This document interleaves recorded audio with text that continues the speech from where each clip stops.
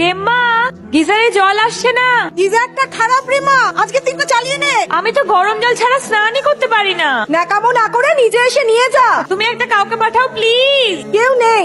একটা কাজে বর থাকলে না এক্ষুনি আমার গরম জলটা নিয়ে আসতো। এনি তুমি তুমি এখানে কি করছো? আপনার স্নানের গরম জল। পারভার্ট, তুমি কি ভেবেছো লুকি লুকি আমার স্নান করা দেখবে? দাঁড়াও, এক্ষুনি আমি ছোট মাকে বলছি। লুকি লুকি দেখার কিছু নেই। আপনি স্নান করলে কল, শাওয়ার, বালতি, মগ এদের মতন আমিও দেখবো। সবই তো এক। নিন নিন, আপনি স্নান করুন, আমি এখানে বসে আছি। যদি জল ফল লাগে আমি নিয়ে আসবো। চ্যালেঞ্জ করছো আমায়? ঠিক আছে, আমি স্নান করছি, তুমি দেখো। ছাড়ুন ম্যাডাম, আপনার স্নান করা, শিবের মাথায় জল ঢালা, ব্যাপারটা এক। Not interested. জানো ডাক্তার, সেদিন আমি দেবদূত আর যমদূতকে একসাথে দেখেছিলাম। কিছুক্ষণের জন্য হলেও মনে হয়েছিল যে আমি বোধহয় আর বাঁচবো না। মধুজার মুখটা খুব মনে পড়ছিল, আর শুধু মনে হচ্ছিল যে আমার এখনো কত দায়িত্ব বাকি, আরো কত কাজ করার বাকি। মনে হচ্ছিল যে কেউ যদি এই যাত্রা এসে আমায় বাঁচিয়ে দিয়ে যায়। ঠিক সেই সময় ও যেন দেবদূতের মতো এসে দাঁড়ালো। থ্যাংক ইউ দীপ। জানো, আমার বাবা যদি বেঁচে থাকতেন তাহলে তোমার নামে এই বাড়িতে দরিদ্র নারায়ণের সেবা করাতেন। আচ্ছা ছোট মা, তোমার বাবা যদি থাকতেন তাহলে কি করতেন?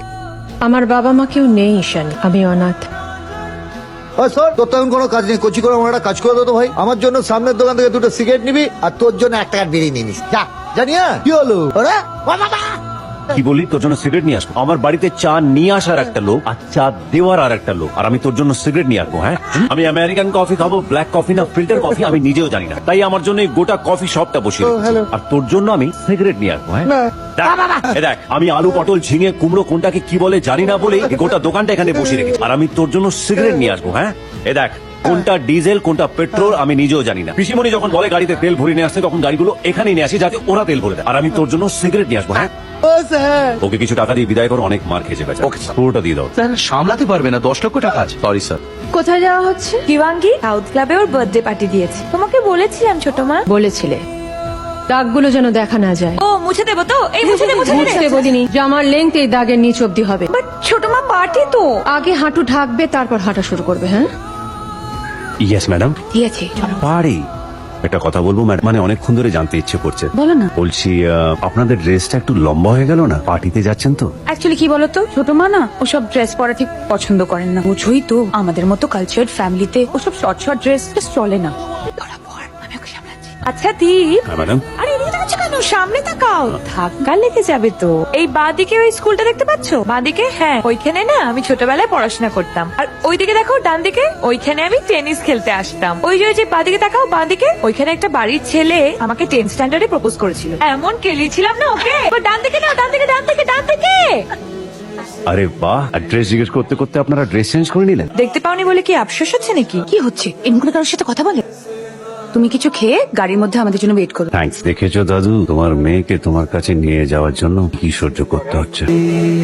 এত বড় হোটেল আর তার মালিক এত ছোট। उधार चुकता ना করলে सवारी जवानी खेल उठे मंत्री जी, लेकिन उधार दिले আমার মতো হাল হয়। আমি তো আপনাকে একবারে বলিনি আপনার লোন শোধ করবো না। কবে করবেন সেটা তো বলেননি ম্যাডাম। কোন হোটেল রেট হলে এমনি 10-12টা কলগাল ঢুকে অ্যারেস্ট করে নিয়ে যাওয়াটা কোনো ব্যাপারই না। তখন তো আপনি না করবেন, আর আপনার সব ক্লায়েন্টরা কন্ট্রাক্ট পেপার ছিঁড়ে দিয়ে চলে যায়। তখন তো হোটেলে ছাগল ঘুরবে ম্যাডাম। ম্যাডাম, এখানে একটু আগে কি হয়েছে আমি জানি না, আর জানতেও চাই না, কিন্তু এখান থেকে বেরোনোর পর ওনাকে দেখে মনে হলো এখানে ভালো কিছু হয়নি। কে রে তুই? ম্যাডামের ড্রাইভার। আমার শেষে ড্রাইভারের সাথে কথা বলছি আমি। তারা হা করে দেখছিস কি? এটা হাঁটা। তোর এত বড় সাহস, ডিএসপির সামনে দাঁড়িয়ে তুই গুন্ডামি করছিস? তুমি জানো আমি কে? বর্তমান মন্ত্রী, হোম মিনিস্টার। আমার ঘরে বসে সন্ধ্যাবেলা তাস খেলে। স্টেট না সেন্টার? সেন্ট্রাল। রাজনবীশ, তুই কাকে ভয় দেখাচ্ছিস? ওনার মোবাইল এক্ষুনি ফোন চলে আসবে। Hello, sorry sir. দিদার নামাও। এরপর থেকে খোঁজ খবর না নিয়ে না আমার সেকেন্ড ডাকবে না বলে দিলাম। হ্যাঁ, কে ফোন করেছিল জানো? দিল্লি থেকে হোম মিনিস্টার সিএম কে জানিয়েছে। আমার গদি এখন থাকলেই হয়। বলছি স্যার, আমার গদি কি আছে? শ্রদ্ধেয়া মধুজা দেবী চরণ সমীপেশু মহাশয়া, আপনার সঙ্গে আমার ये बर्ताव করা উচিত হয়নি बहन। তারপর हमारा डील कैंसिल बहन। ভবিষ্যতে কোনো রকম হেল্প দরকার হলে इस भैया को याद करবেন बहन। আমি যে অন্যায় করেছি তার জন্য আমি बहुत शर्मिंदा আছি बहन। রাখিতে, রাখি বাঁধওয়ানে আসবো बहन। দুর্গাপুজোয় মিঠাই লেকে আসবো बहन। কি হয়েছে আপনার? আপনি এতটা বদলে গেলেন কি করে? যখন গলত করলাম তখন কেউ কোনো সওয়াল করলো না, আর যখন সহি করছি তখন এত সওয়াল কেউ। না, কিন্তু আপনার মধ্যে হঠাৎ করে এত চেঞ্জ কেন বলুন তো? আপনার পিছে একটু পাহাড় আছে बहन। আপনাকে যদি কেউ কোনো তকলিফ দেয় তো আমার মতো তার ভি খোপড়ি উড়ে যায়। যারা